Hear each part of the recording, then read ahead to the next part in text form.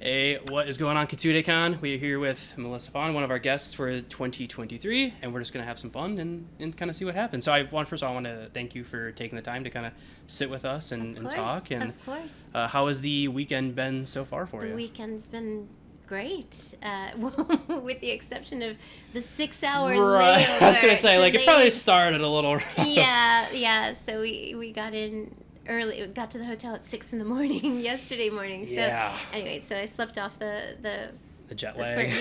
and I'm sorry I missed the opening ceremonies, but I've been making it up, trying to talk to as many people as possible. Yeah. And I've had some great signings and met so many people yesterday. And today I had 2 panels, one called Adventure, talking Okay. about Edward on Cowboy Bebop, but we ended up talking about a lot of other things too. Right. And then we had one Digimon panel, and I met a lot of Digimon fans, and it's just been great.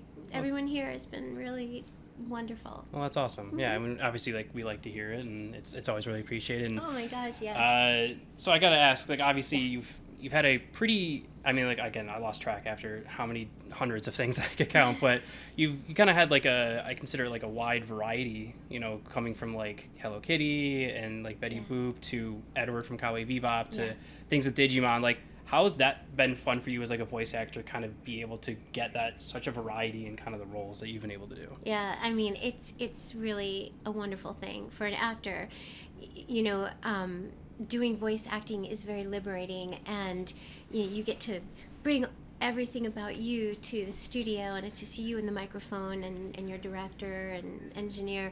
But to be able to play so many characters, from completely light and bubbly and effervescent to dark and brooding, and it's from Betty Boop to Gaz, let's say, in Invader Zim, and but it's really wonderful for an actor to be able to have so many different channels to dive into, and I feel very fortunate that that's a part of my career, and that I get to tap into all these places. So as an actor, being a voiceover actor who gets to have such diverse characters is really fulfilling, really. Do you see a lot of because you've done kind of that wide variety, do you see a lot of different interactions when you are doing signings and different panels and things like that? Be someone who's a fan of I'm a hardcore Digimon fan, or I'm a hardcore Cowboy Bebop fan, or I love the Hello Kitty work. What's that kind of when you're here, one person's Hello Kitty and then you're signing Edward from Cowboy Bebop? Yes. I mean, that is, I think, for me, the most wonderful part of coming to the cons. Yeah. To meet people who like one thing and then something completely on the other spectrum, and it's just great to meet everyone and see their different interests, and to know that, well, I was able to connect with them on not one character, but with dozens of characters. So, to meet a Hello Kitty fan and then a Cowboy Bebop fan or an Invader Zim fan, it's great. It's great. That's why I do this, so that I can make people happy and meet them and have this life experience. Because I would say that a lot of actors don't get this opportunity.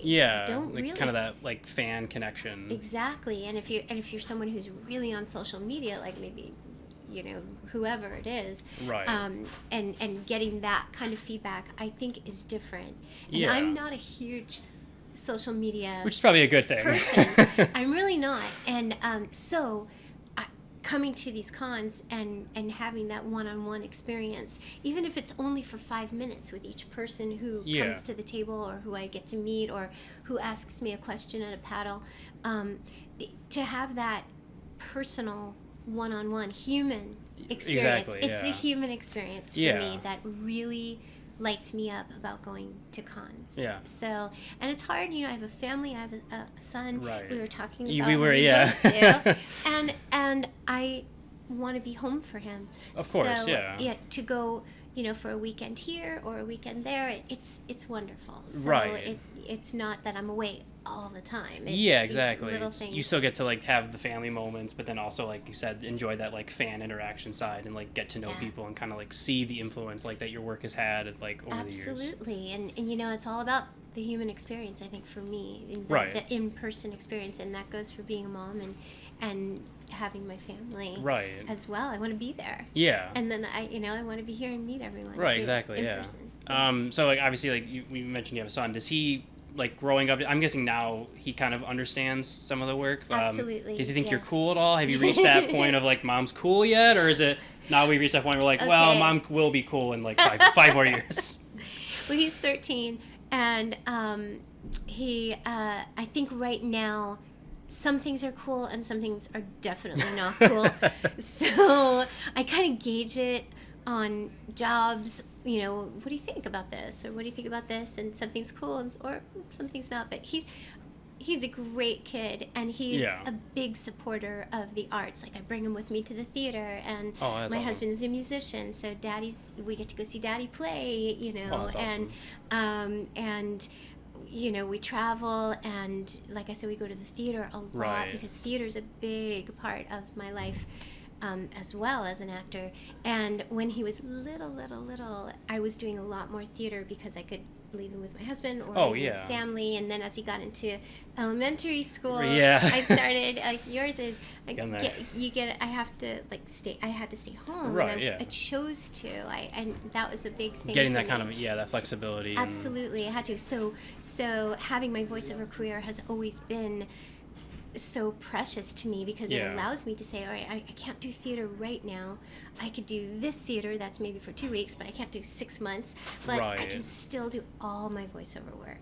And even when he was an infant, I had to go do a couple of Invader cons, because we did Invader Zim cons. Oh, yeah. And the first one, he was, I think, maybe a year old. But it was okay, little. It's easier when they're Yeah.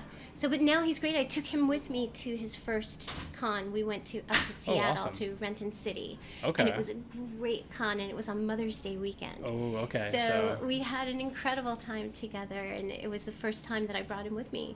That's awesome. By myself. The Right, three of us have traveled together. Like, we've been to Hawaii, to Hawaii Con.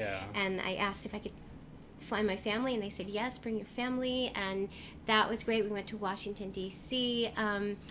So we've been around to places, but this was the first time we got to go alone, and it was so perfect on Mother's Day. That bonding. Yeah, exactly. Yeah, tomorrow my son will be here tomorrow, so it'll be his first time at a convention, and it'll be fun. Yeah, I'll bring him by. I want to meet him. It'll be a lot of fun. Yes. So we talked about this before. Yeah. Your brother will be here soon. Yes. And we're gonna be talking to him. Oh, he's not here. Okay. But I thought he was walking. Oh yeah, no. No, we'll have you say the bad things now before he walks in the room. That way he doesn't hear it, and then we'll tell him about it later. There are no bad things. My brother is perfection. No. But what's that kind of been like, working like with a brother who's also like in voice acting in the same industry? Like, how's that experience kind of been? It's amazing, and I have to say, so I have 3 older brothers, okay. And they're all in the arts. They're all performers. So my oldest brother is a jazz musician. He's a trombonist, and his wife is a bass player. Oh wow! And they are off the charts, both of them. So incredibly talented. And then next is my brother Tom, who's a voice actor, but he's also an on-camera actor and a comedian. He's just so full of life. And my next brother Jonathan is also an actor and a voice actor. Oh wow! And but both of them, of course, Tommy's married to Dorothy, and she's an actress and does a ton of voiceover. And my brother Jonathan is married to an actress as well. And then my husband is a drummer, like I said, and he's a producer, and my boy plays drums and piano, but he's got the brainy thing. He's got the science and all that cool stuff too. But my son, I'll get back to Tom in a second. But my son started doing voiceover when he was little. When he was little. Yeah. My agent just loved his voice, and he was able to read really, really young. And we could give him copy when he was like 2.5, 3 years old. Like, he was able to recite things, and so he loved it. And then when his voice started changing, he said, "Mommy, I just want to take a break for a while." And now he's got this perfect, like, it's like a deep teenage voice. Yeah. And my agent has said, "Oh, he's perfect now. We need him to come back." So whenever he's ready, he needs to come back. Come back, yeah. But my point about listing everyone is that my whole family is in the arts. Right. We're all Which is performers. insane, yeah. Exactly. So, so it, growing up, it was like growing up with the Marx Brothers and Abbott and Costello and the Three Stooges all in one, and there was always someone entertaining someone else. And when I was little, I was very shy. Very, very, very shy. They were the ones that I would just sit and listen to them all. Wait, can I? No, I'll wait. And no, okay, I'll wait. And I think sometimes I still kind of take that back seat when my brothers and I are all together.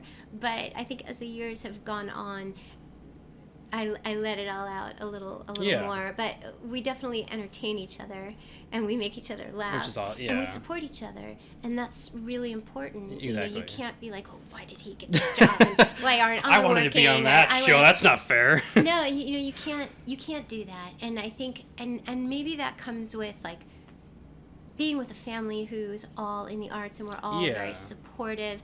And I think also as we've all grown and matured and had families and are growing in our careers and in our lives, I think kind of what I've learned is that you kind of strip away all that pettiness and whatever professional. If there, I don't ever think we really had that kind of jealousy or anything, but the more important things matter. Right. So I think supporting each other and just making each other laugh and saying, hey, what'd you get? And what audition did you get? And that's awesome. I can't wait to hear it or see you perform. So it's more like that in our that's family. Awesome. Yeah. And I gotta imagine probably with all of you having such vast experience, like if you're needing to like bounce ideas or bounce like a voice or something like that, it's pretty easy when everyone's got like so much experience, like being able to be in that industry. Yeah, totally. I agree with you. Yeah. Now I know one thing. I know sometimes it can be hard to what you can or not talk about, but are there any projects that are like coming out that you can talk about that people should be looking forward to, or is everything in that kind of hush hush period? There's let me think about this. There are things. Oh, there's a really cool project that I can't talk about. So. But it's going to be really cool. I had to sign like an NDA. The NDA, yeah. So I can't. But okay, so I did. There is a project a game. Oh my God, I can't remember the name. Oh God, I'm like a video game. Yeah, video game, and I played this character named Silverwolf. Oh God, it's called.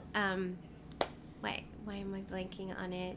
It's always when you need the like, and then like you'll go out, later in the day, you'll be like doing something else, and you'll be like, that's it. Okay, look up Melissa Fahn Silverwolf. It's Honkai Star Rail. Thank you, Honkai Star Rail, and thank you, Marlon. Thank you. That's my agent. Yeah, that one is kind of doing really well right now, and I'm meeting a lot of fans. Oh, that's awesome. Who are saying, "Oh my God, you're Silverwolf," and I'm so excited about that. And so I printed up a new. Like a print. Yeah. So, and a lot of people are asking for it now, and they're bringing me Silverwolf, so that's always fun. Okay. When you've done something, because that's a game that has been going on. Oh, like we've been recording it for a long time. Yeah. So now it's. You kind of get to that point where you kind of can see the feedback and the fan interaction and everything like that. That's awesome. Yeah, that's a really cool thing to know that, like what we were saying before, to know that people are watching or listening, and that they want to know, oh, who is that playing that character, and then to hear people say, oh my God, I love your work. That's really a wonderful thing. You don't always get that as an actor. So, to actually get that fan appreciation and in reverse, getting to meet them in person is the best. So that's been going on, and I know there's a new Neptunia game that's coming out. I've been doing Neptunia for a long time, and I play Neptune on that. That's a whole game series. Right. A lot of people have been responsive to for the last few years. Right, so exactly. I did another set of them, and then I just did some press for that a few weeks ago at Anime Expo in Los Angeles. Yeah, okay. Yeah, that's a pretty big one. It's huge. Oh my God. It's huge. It's huge.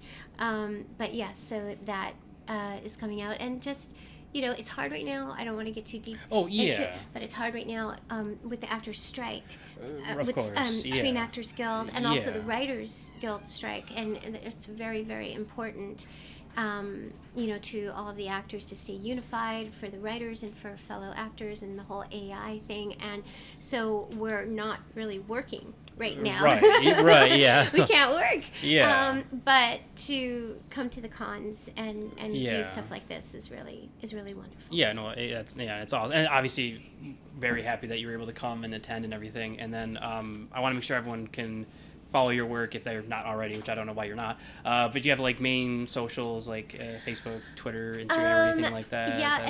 We talked about. Yeah. I'm on Instagram, and I believe it's Mel Fahn. Okay. And but you could just look me up. Okay, yeah. But that would pretty much be it. I got rid of my Twitter a while ago when all kinds of drama was going on in the Twitter world, and I was Yeah. never really on it enough. I'm Right. I'm sorry, everyone, but I just am not crazy. Yeah, no, I'm. But you can always find me on Instagram. And, Okay. and shout out to me. Yeah, no, exactly. That's awesome. Yeah. And then any final message you'd want to pass along to like fans and people at Kitsunekon? And I would like to say thank you, Kitsunekon, and thank you to everyone here for making this such a wonderful experience, and for really being so gracious, and for inviting me. And I would love to come back anytime. yeah, and if we're, like I said, we're very happy that you were able to attend, and more than welcome anytime we'd be able to get a chance to talk to you. Always would love to, Thank and I appreciate you. it. Thank you. And we'll see you guys soon. See you soon.